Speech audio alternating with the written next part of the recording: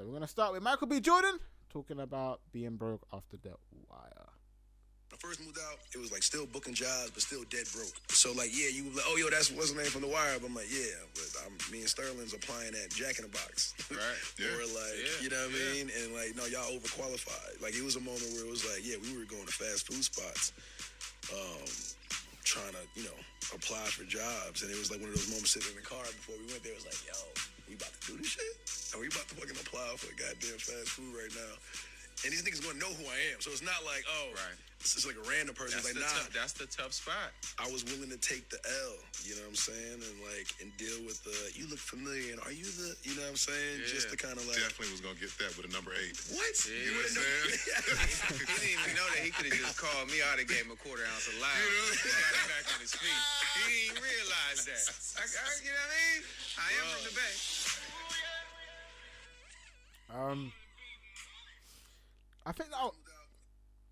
I think that's also an interesting thing, right? So a lot of today's conversation is to do with careers and just a little bit of boosting everybody's motivation. Hopefully, I think that's a beautiful piece to hear. Like, he did The Wire. Man was thinking about applying for a job at a fast food joint.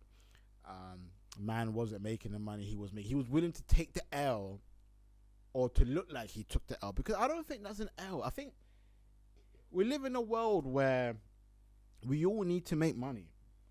And whether you are in a career path that isn't paying what you wish it was paying, even after something like The Wire, you still need to gain finances. And, the finances are there to help support the career path that you wish to get into.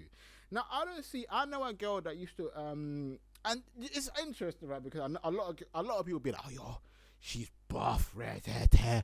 Like, she was on Portuguese Shorty. She had her own dreams and aspirations to get into the industry. She was a cleaner, bro. A cleaner in Westfield Shopping Centre in the UK. Westfield Shopping Centre, Shepherd's Bush, cleaning them toilets, bro. And this shorty is not this shorty is like, a lot of people say she's buff. Like, she was a pretty girl, talented, but she needed money, right? And she didn't go to university. She left secondary school. She had a child at a very young age. She needed money. She became a cleaner. I know her mom used to look after a child. I'm not gonna say, because I don't know if she's ever told the story herself. So of course I'm not gonna be like dropping who she is now. But she's still the homie. She's now got over like 60,000 followers on the gram. She gets paid to post. I know she gets around 5,000 to 6,000 per post. She grinded hard, bro, like to come out of that by working a 9 to 5, cleaning toilets after you, man, pissing on the fucking side, shitting, not cleaning that shit. You get me? She was cleaning that up, bro. And then she grinded to the point where she's now, thankfully, no longer in a 9 to 5. She's earning tens of thousands of pounds to basically, like, do you know what I mean?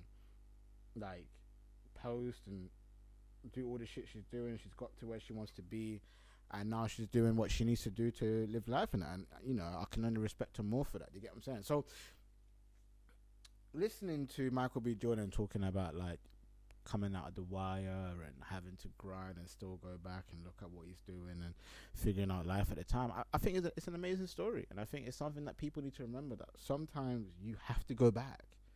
When I first left, I first left my job back in like 2016. I was working at like Ralph Lauren or some shit.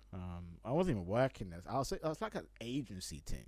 So like I was basically a freelance sales assistant who basically would work for a company, and the company would send me to various different stores. That could be Nike store, Adidas store, Ralph Lauren store, any store really that needed like cover.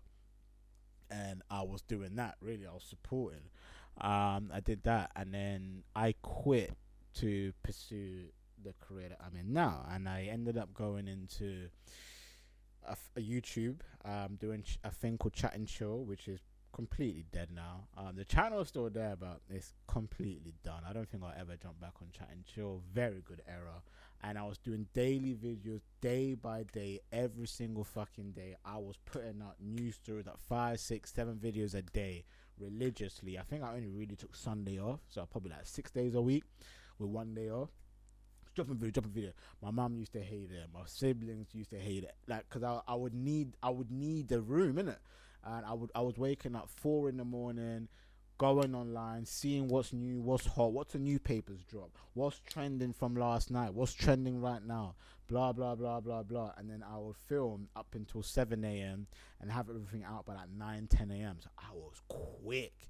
So like basically a newspaper would come out at like into the public by like 6, 7 a.m. right? Well, you would buy the paper around 6, 7 a.m. Imagine 2 hours after that, videos are all out of all the top stories. Imagine I was on this thing.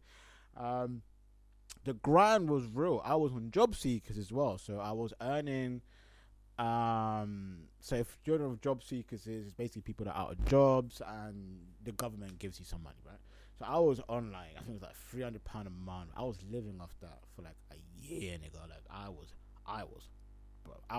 broke.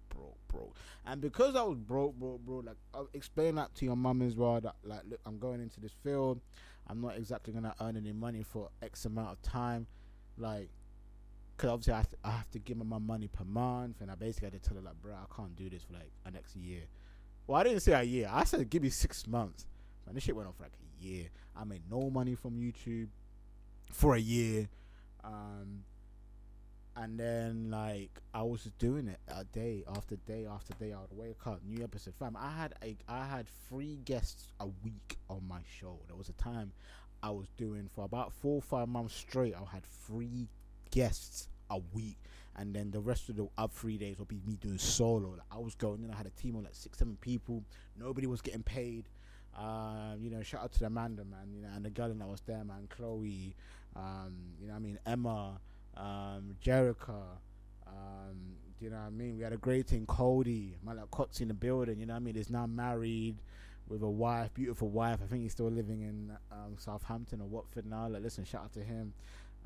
We had a great team, and obviously if I didn't name everybody else, I apologize, but Marshmallow, can't forget Marshmallow, that's my nigga right there. But do you know what I mean? Like, we had a great team, and like they all just rocked with me and they fucked with me, and nobody came asking for money, and